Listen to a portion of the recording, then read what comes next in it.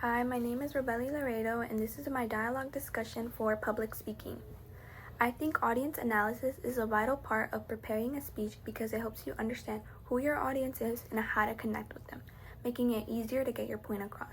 Knowing a couple things like their age, background, interests, or even how much they already know about your topic allows you to adjust your message to make it more engaging and relatable.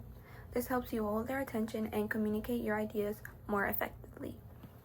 Dr. Curry was able to tailor his message to the audience by sharing that he was a first-generation college graduate, showing he understood what the students were feeling on such an important day.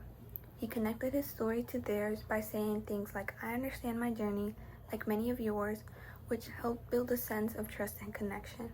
He didn't just say he understood, he gave real examples from his life that reflected the same challenges many of the students in the audience might have faced or were facing, making his message feel sincere and encouraging.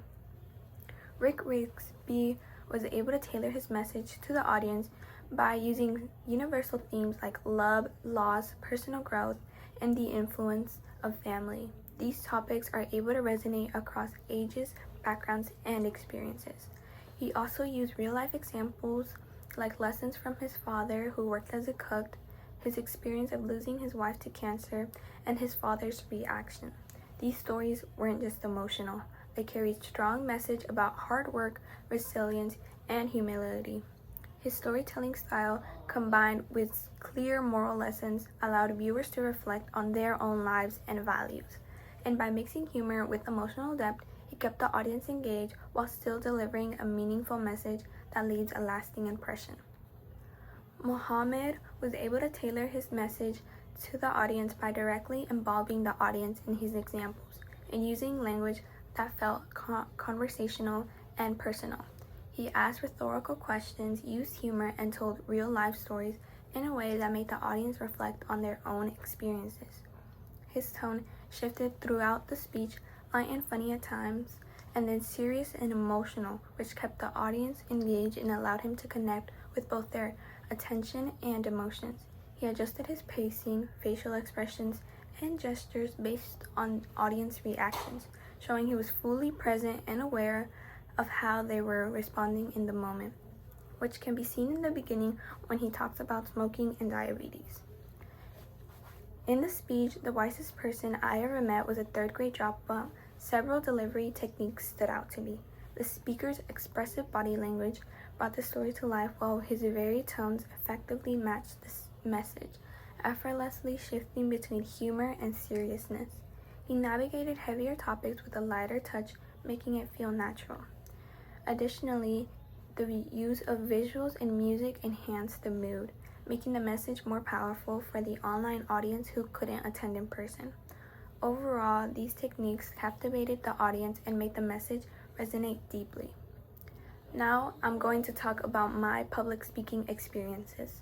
Before public speaking, I usually feel really anxious. I get shaky, my hands get a little bit sweaty, and I feel like I have butterflies in my stomach. My heart races, and I often get a dry throat, which makes it hard to speak clearly. Most of my anxiety hits right before I start or during the first few moments, but once I get going, I usually start to feel a little more comfortable. One recent experience I had was doing an ELA presentation on an unsolved mystery. I was really nervous because I didn't feel confident in my preparation. I spent more time making my slides look good than actually practicing what I was going to say. In the beginning, I did somewhat good, but it got bad towards the end because I ended up reading most of what was on my slides instead of looking towards the audience. And my teacher had warned us if we read off the slides, we weren't going to receive an A. But I think I spoke clearly and loudly enough to where the class could hear and understand what I was saying. Moving forward, I plan to use strategies like taking deep breaths before speaking, slowing down when I talk, and practicing what I'm going to say instead of focusing just on visuals. I'll also try to stop worrying so much about what others might think. The more I present, the more confident I hope to become. Thank you.